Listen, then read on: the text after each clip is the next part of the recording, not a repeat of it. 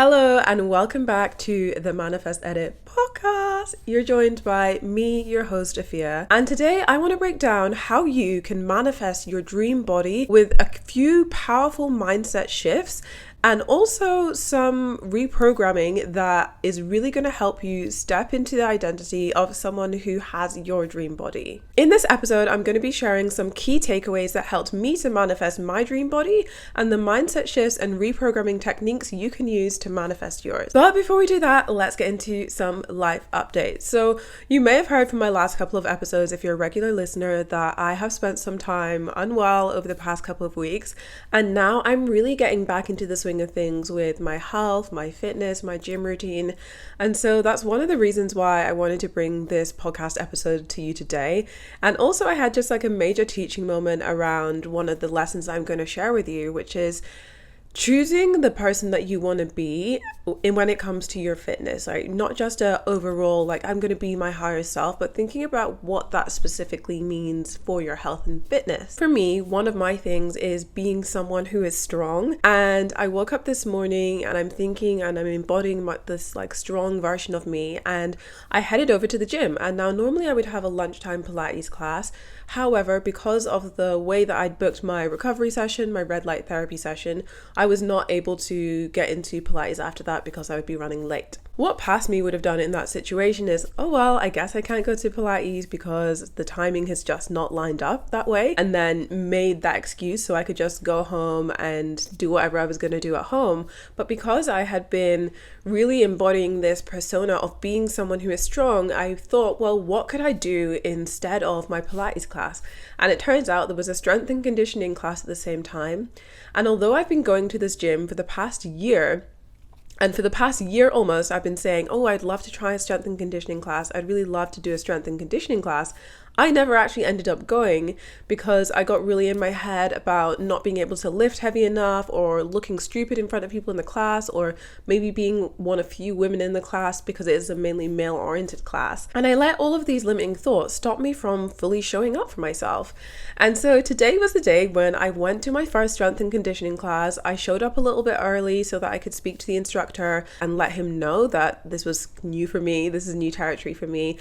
And when I was setting up my weights and things, I still had a few questions. So I turned to the person next to me, and she was more than happy to help as well, introduce herself, and kind of was like my buddy for the class, and just made it run that much smoother. And I was so anxious about not being able to lift or to run through the program, and honestly, I wouldn't say it was easy because it wasn't easy, but it was definitely manageable, and I felt so accomplished when I did it. So in this episode, I'm going to share with you a couple of the mindset shifts that I embodied to help get me there and to begin showing up for myself and holding myself to a much higher standard when it comes to my own health and fitness as well. Manifesting your dream body is something that I think that there are some misconceptions around. So before we get too deeply into this episode, I want to bust some of those misconceptions straight up. Manifestation is not the same as magic, right? You're not just going to say, oh, I wish I had 10 pounds of muscle, or I wish that I was 10 pounds lighter, and then you snap your fingers and it's done, and it's just like that. Manifestation is not magic. You can have illogical situations and you can have magical situations, but it is not magic, right? You are actually putting in the action and the effort to get the results that you want. What the action and effort looks like is going to be different from person to person, and also depending on your goals. But first up, manifestation is not magic. So when I say manifesting your dream body, we're talking about the specific subconscious work, mindset shifts, and spiritual practices that you can incorporate in order to get the body that you want. That is what I mean by manifesting your dream body. So if you're looking for an episode where it's just going to be like, oh yes, this is affirmation that you're going to say over and over again, and then boom, you're just going to have the body, this is not going to be the episode for you, because in this episode I'm sharing really tangible steps that you can take. One of the tangible steps I took on my journey was really learning the difference between being skinny and being healthy. I am someone who has always been skinny, and because I always presented skinny, and because I always presented with the body of someone who is slimmer, who is thinner, I really didn't think that I needed to work out. And that was, I guess, kind of a narrow-minded way to think, but I genuinely didn't think that. And that's what people would affirm to me. Well, you don't need to go to the gym because you're skinny, or you can eat whatever you want because you're skinny. But I did not feel healthy in the inside. I was eating a lot of just whatever I wanted to, really. And I felt lethargic, and I didn't really have a ton of muscle tone either. So before I moved to Australia in 2016, I really had only been to the gym a handful of times. And if you're watching over on YouTube, I'm going to insert, if I can find it, the photo of me. And I think this was the first day that I went to the gym, and I was like, woo, went to the gym for the first time. Can't wait to keep this up. But I never did. I just went those handful of times. So when I moved to Australia in 2016, I definitely began to think more about my body and how I could feel healthy as well as looking skinny, and also begin to add in some muscle tone as well. In 2017, I moved into the apartment building that I'm living now, and as part of the apartment building there is a gym downstairs, which means it's like there is no excuse not to work out when there's a gym downstairs. So I remember it was either the second or third day after I'd moved in, and you get this kind of manual which is all the building services and things that you can access, and one of the phone numbers in there was of a personal trainer. Immediately I text him and say, hey, I've recently moved into a building and I would love to use your services. I really want to learn how I can use things at the gym and how I can get the body that I want to get. So I started working with Shannon for, initially I honestly thought that it was just going to be a couple of weeks just to understand what the machines were, maybe come up with a plan for me. But I ended up working with Shannon on and off for 1 to 2 years, and he really helped me completely change the way that I saw health and fitness. It was not just about how I looked on the outside, but it was also like how I felt internally, how to feel strong, right? That was something that I'd never really considered before. Feeling strong, not just looking good, but also being able to pick up heavy things or having that muscly arms or like toned legs.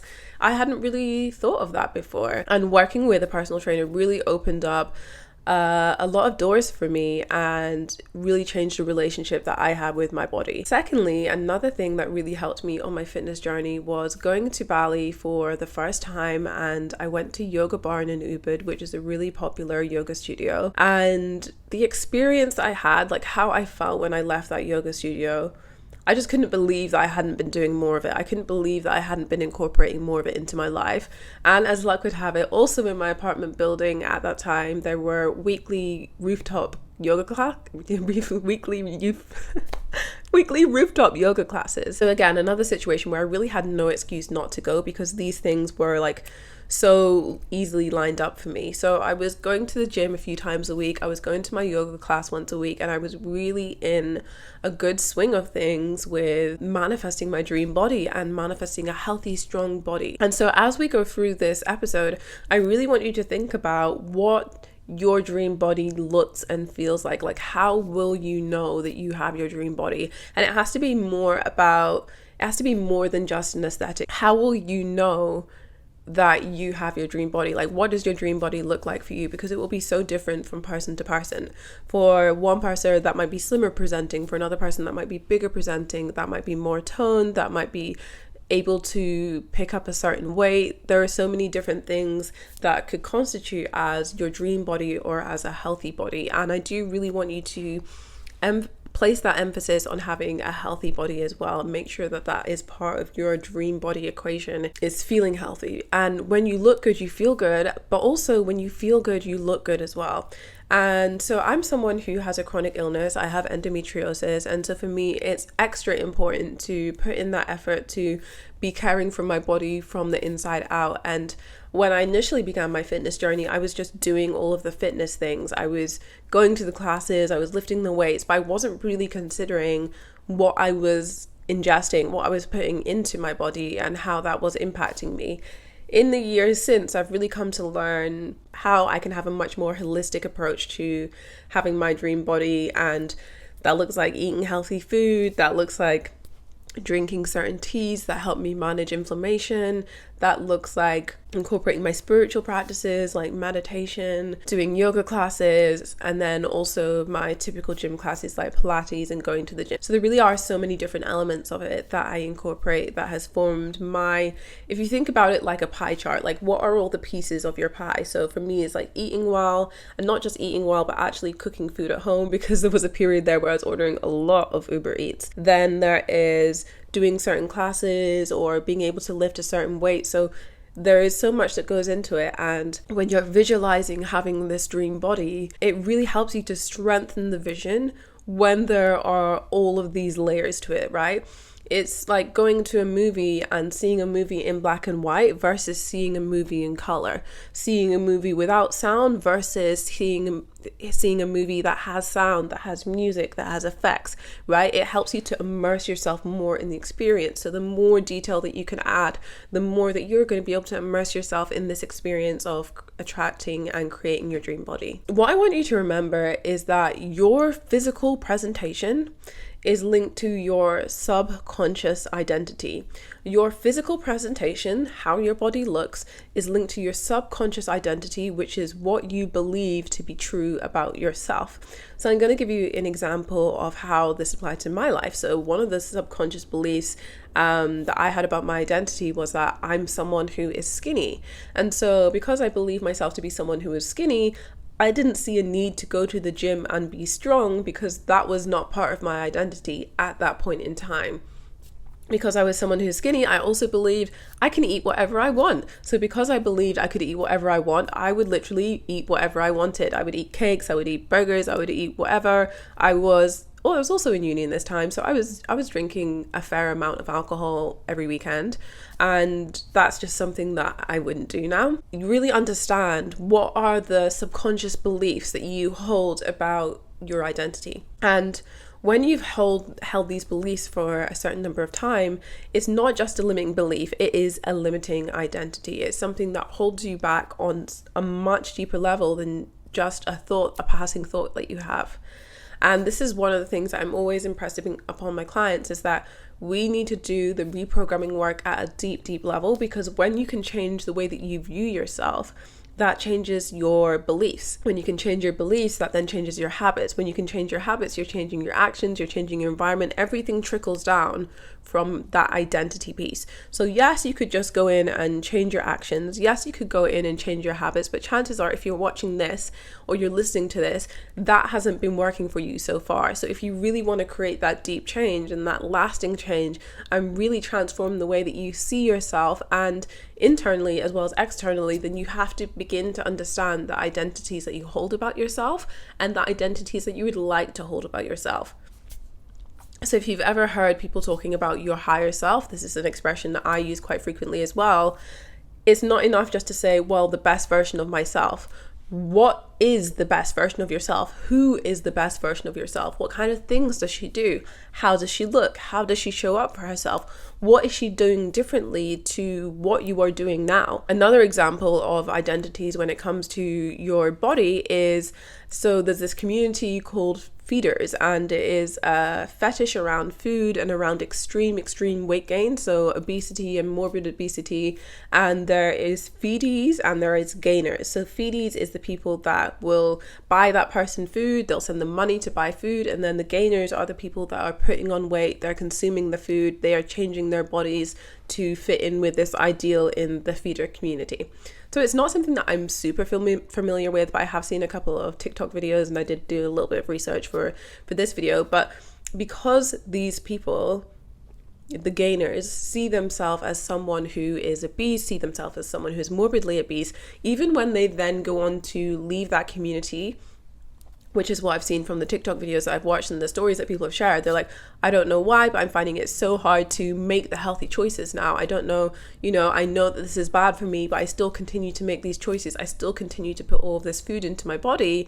Well, unbeknownst to them, because they have gone beyond just the belief of, oh, it's good to feed myself, to the identity of I'm someone who gains a lot of weight, their subconscious mind then does not want to go and make decisions that would be in opposition of that identity, because your subconscious mind does not want to make you a liar. So if you're held on to identity as I'm someone who's morbidly obese, and then you're like, well, I'm going to start losing weight and I'm going to eat healthier, those two things are in opposition with each other. And so you need to begin reprogramming their identity so then you can put actions and habits into place that are actually going to stick, that reflect your new identity, right? So it really is this cyclical process of identity, actions, changes your identity, which then changes your actions. So really get down to the root of who you want to be moving forward and any limiting identities that you hold on to right now about who you already are. That was an extreme example, which the majority of people are not going to be able to relate to, but I just wanted to show you what that can look like at both ends of the spectrum. I had unhealthy beliefs. I was someone who presented as the societal ideal of being skinny, and I still held unhealthy beliefs about my body. Just because I presented in a certain way does not mean that I was actually being healthy. And then at the other end of the scale, making those unhealthy decisions because they were so closely related to the identity that that person had taken on. So now you understand that it's not just about the actions and the habits, but it's about who you are at a core level and who you perceive yourself to be. Now you're at a place where you can make some real headway towards creating your dream body. And the way that you're going to do this, this is not rocket science, but the way that you create these goals is going to be. So you want to create really tangible and heartfelt goals. And what I mean when I say this is you don't just want to say, well, I just want to weigh less, or I just want to look different, or I just want to have a bigger bum, or I just want to have smaller calves, right? It's not enough just to have the physical appearance. Why do you want to have that physical appearance? And is there a level beyond that? So for me, I wanted to develop more muscle tone. If I was just going to the gym saying, well, I want to be more toned, that's not enough motivation or inspiration to get me up out of my very comfortable bed to then go and do it. So more than saying that I just want to be toned, I took myself to the position of, well, I want to be strong. Like, I want to lift weights and actually feel that I'm able to do it. I want to go into classes and feel like I can keep up with the pace of what's going on in the class. I want to try new things when it comes to my fitness and not be embarrassed that and not feel like I'm gonna embarrass myself when I go into those classes. And yeah, there was part of that is like, I want to look different in my outfits or my clothes. Like, I want to look a certain way. Of course, that's part of it. But that was not the only part of it, because if that was the only part of it, then that is not enough to keep going. And also, I wanted to treat my body better, right? I'm with this body for, I don't know, maybe even 100 years. That's a really long time. For those 100 years, or for those next 70 years, I want my body to feel the best that it can possibly feel. I want to know each day that I'm making decisions that future me will thank me for, that present me will thank me for. And the way that I do that is by making those goals about what I want my body to look and feel like, and how I want to feel internally as well. So when you're mapping out those goals, make sure that they are tangible things that go beyond just the physical external appearance. And also make sure you have some sort of way of knowing how you will know when you've actually hit that goal. Like, what is a marker that you can say, okay, now I know I blah blah blah. So maybe that's lifting a certain goal weight, maybe that is being a certain muscle mass. It really depends from person to person, but just make sure it's a goal that's aligned with your desires, not just what dream bodies you've seen people have on the internet, right? Your dream body is your dream. And on top of creating these tangible and heartfelt goals, I also want you to make sure that you are creating micro goals or mini milestones. So for one of my clients, this looked like, I think she had set a goal to do something like daily movement, and she was so committed to this goal that I would remember that there was this one specific day where she's like, I'm in the work car park doing my lunges. That's how committed she was. She didn't have the time to do it when she was at home, but she'd set herself this goal of doing daily movement. So she was like, you know what, I'm still gonna get my movement in, even if it means doing my exercises in the car park at work. Like, imagine being so dedicated to your goals. Like, that is the kind of energy that you want to bring to manifesting something that's important to you. One thing that I love to recommend to all of my clients and students that really helps them with this process of setting the micro goals and really breaking down that bigger goal is my workbook, Manifest and Reflect. In the workbook, you get prompts that help to set you up for the things that you want to manifest at the beginning of the month. There's journal prompts that take you through the step-by-step of what you're going to call in, how you can co-create with the universe, and how to determine what tools you have in your toolbox that is going to actually make bringing this into your reality easier. And then the second part of this workbook is what you come to at the end of the month, and you're reflecting on your progress, what went well, what didn't go so well, and what you're going to carry over into the month ahead. This is so useful for helping you to streamline your goals process, whether it's for manifesting your dream body or something else. So you can head to the link in the show notes to check that out if you are listening to the podcast, and if you're watching on YouTube, it will be in the show description. So having those those smaller micro goals is really going to help keep you on track and is going to give you something to move towards in between the bigger goal coming to pass. It's going to keep you showing up for yourself each day. So for me, one of my things is making sure that I'm going to a Pilates class at least once a week. That is one of my micro goals that helps me reach my bigger goals. And then by ensuring that I'm going to at least one Pilates class a week, that helps me hit some of my bigger goals when it comes to my body and how I want to look and feel. By also going to one Pilates class a week, I know I'm going to be in the gym area, so I can also go to the gym when I'm there, or maybe get in some other classes like my breathwork class. So it really is a smaller goal that helps me hit some of my other goals as well. And it's really important to have those smaller things and to also treat yourself for hitting the smaller milestones along the way. So one of the treats that I'm giving myself is when I go to one Pilates class a week for a month, then I will buy myself a massage at the end of the month as a thank you to myself for hitting my goals and staying on track. So what would a little treat look like for you? And maybe try not to have it as a food-centered treat, like ooh, cheat days or treat days. I have mixed feelings about these because I found myself like in the past when I'm like, oh, I'm gonna have a certain day where I eat whatever I want, then I just go like I just go full tilt and go absolutely crazy. So it's actually better to just give yourself more small little things rather than just like blowing up and like racking up a ton of calories and a ton of unhealthy things in one day. It's also why like I used to not have sweets in the house, and then we just build up to the point where I would just buy a shit ton of like cakes and sugary sweets and have them like all at once. So it's better to have the things there and to just have a small amount. Okay, the final things that I want to say on manifesting your dream body is make it playful. Really make it enjoyable. Don't just make it like I have to follow this strict routine. I can't eat any of the things that I want. I have to get up at a certain time of the day. I don't have time to spend with my friends. Like if you are restricting yourself from the things you actually enjoy in your life, you are not going to stick to this thing. And in fact, you're going to begin to resent the fitness routine that you have or the new healthy habits that you're putting in place because they're taking you away from your enjoyment, your fun in life. And so I had been doing my fitness routine for a few years. I have been consistently working out and going to the gym, and then I spent 2 months in Europe, and when I came back from the 2 months in Europe, I found it so challenging to get back into my fitness routine and to go to the gym consistently, even though, as I said earlier, my gym was downstairs in my building. So it's not even like, oh, I have to motivate myself to get on public transport and get to the gym. No, the gym was right there, and yet I was still not going. I was really compassionate with myself while I was investigating why I wasn't showing up for myself on the level that I knew I could and that I knew I wanted to.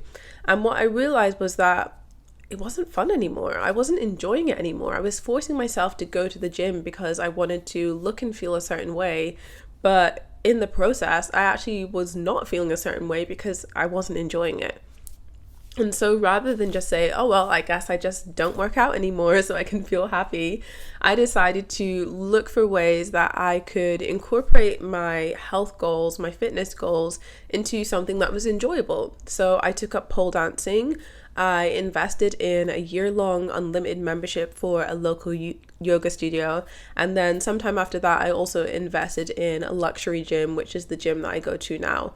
All of these investments made the process of working out so much more enjoyable. I loved going to those pole dancing classes. It was so fun moving through those levels, being sensual, connecting with my body, being around women in that class environment, hitting my personal best. Like everything about it was amazing. And I was finding that on top of just going to the classes, I also wanted to go to the studio time so that I could improve outside of those class times. And then with my yoga, by having that unlimited membership, I paid $1,200 at the beginning of the year for this membership, and then I could go to as many classes as I wanted. So because I'd paid this $1,200, it was kind of a game of, okay, well, how many classes is my unlimited really going to be? How many classes am I actually going to make it to? And to begin with, before I joined my luxury gym, I was actually going to a yoga class 5 times a week, and it was amazing. Like, I loved the studio, the teachers were amazing, and I really was improving my technique and posture, my connection to myself as a result of consistently going there. And so I don't do the pole dancing or the yoga anymore because I ultimately ended up joining the gym that I go to now. And the gym that I go to now has so many different elements. It has yoga, has breath work, it has Pilates, it has recovery, it has cold plunge, jacuzzi, sauna, steam room, everything. So there are so many different elements in the gym that I don't need anything else additional on top of that, because I'm spending all of my time here. Finding something for you, maybe that's a certain class, or maybe that's a certain person that you follow on YouTube. You know, I know there's things like Blogilates and Yoga with Adriene. Maybe you find a creator that you really love and you just love showing up for their classes. Maybe you have a physical class that you go to that you love showing up for. Maybe you change environment and you have a really beautiful gym space. Don't be afraid to play around. Dancing is also another really great way to exercise. You can, it really is a cardio, and you, especially with pole dancing, I was strengthening muscles that I would never think to use in any other context.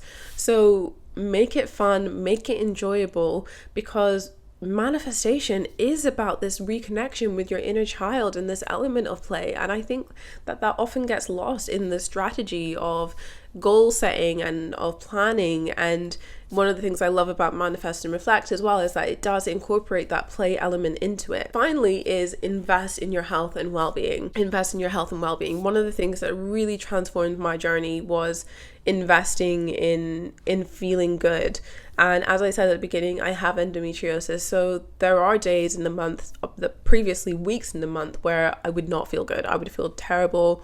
I couldn't get out of bed. I just felt really lethargic. I felt really down on myself for not being able to do things I used to be able to do. Flash forward to now, although I'm not completely pain-free, my pain is significantly reduced. My inflammation is hugely reduced. I can wear my clothes again without being bloated. And that is like the biggest blessing to me. Like that's what my dream body really feels like, is being able to go through the day without being hugely bloated and uncomfortable and in pain. And I used to be at events and then I'd have to go home because the bloating was so painful that it was like cutting into my jeans, no matter what size of clothes I was wearing. Investing in my health and fitness really allowed me to have more of an appreciation for my body. Even though I do have a chronic illness, I am still so appreciative of my body and what it can do and how I can move and how I can express myself with this vessel that I've been blessed with. Other things that I've invested in on my health and fitness journey have also been, so my PT sessions, that was initially to kind of figure things out at the gym, but I continued going because I enjoyed the conversation. And honestly, I loved just like working out with someone there and someone who knew who knew what I was doing better than me and was able to help me course correct if my positioning was off. He made me really great plans for working out outside of the times that we were training together too. So I love that whole experience.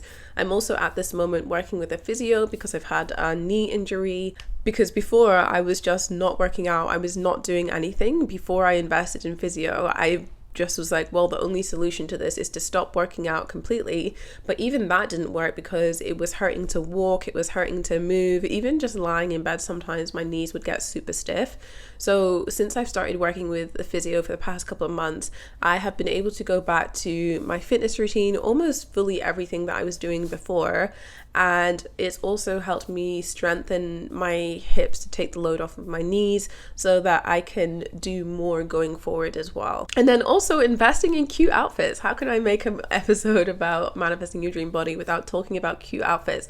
Having the cute outfits, I'm not going to lie, it motivates me to go to the gym because yes, I want to wear my super cute pink outfits. Like when you go to the gym, I feel like you can kind of dress like a child and like you can wear these like super audacious bright colors that you might not wear in your everyday life. Like my gym persona, what I wear at the gym is quite different to what I would wear in my day-to-day life. So I love getting to play and explore in that way as well. So investing in clothes that are going to make you feel good. You might be listening to this thinking, I don't have the luxury to invest my extra money into my health and fitness.